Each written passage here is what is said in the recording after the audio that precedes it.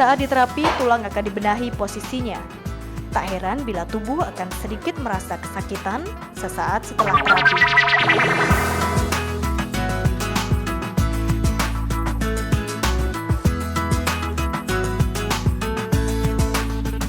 Tubuh yang sehat sangat menentukan kelancaran aktivitas, termasuk di dalamnya adalah kesehatan tulang.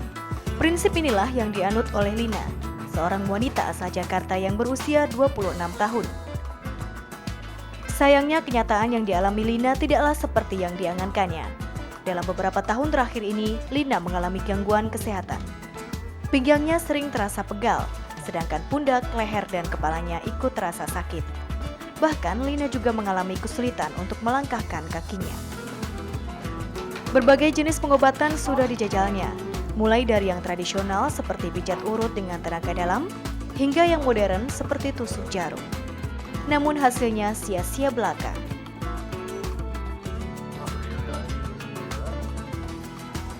Tahun lalu sempat begitu ya, habis itu saya terapi yang lain alternatif, habis itu udah rada mending, kambuh lagi sih, sebulan yang lalu lah, sebulan.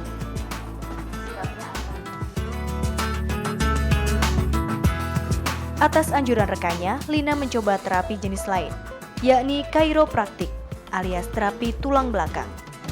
Untuk menjalani chiropraktik, pasien tidak langsung asal diterapi. Sebelumnya harus dilakukan pemeriksaan medis.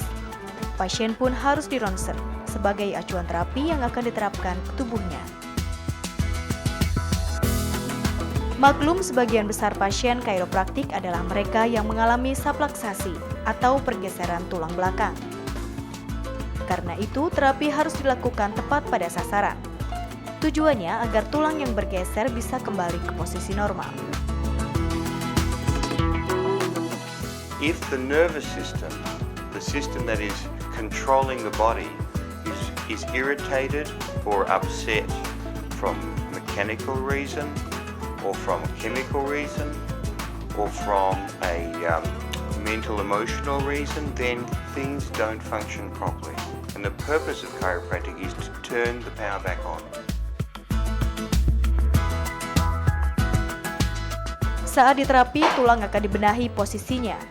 Tak heran bila tubuh akan sedikit merasa kesakitan sesaat setelah terapi.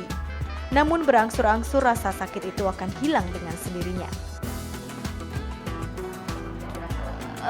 Pegal seluruh badan ya.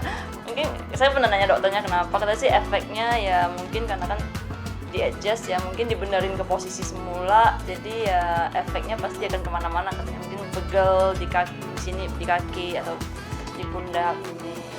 Ya jalan sih udah lebih mending sih.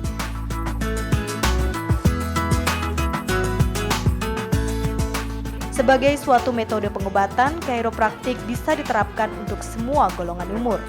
Tak hanya untuk orang dewasa, tapi juga untuk anak-anak. Namun chiropraktik tak bisa hanya dilakukan sekali saja. Biasanya terapi chiropraktik terbagi ke dalam beberapa tahapan, bisa dalam hitungan bulan ataupun tahun. Frekuensi terapi sangat tergantung pada keluhan yang diderita si pasien. Semakin ringan kelainan pasien, semakin cepat pula ia mengalami kesembuhan. Well, it depends. We have, again, your age, your lifestyle, the conditions of what you're doing.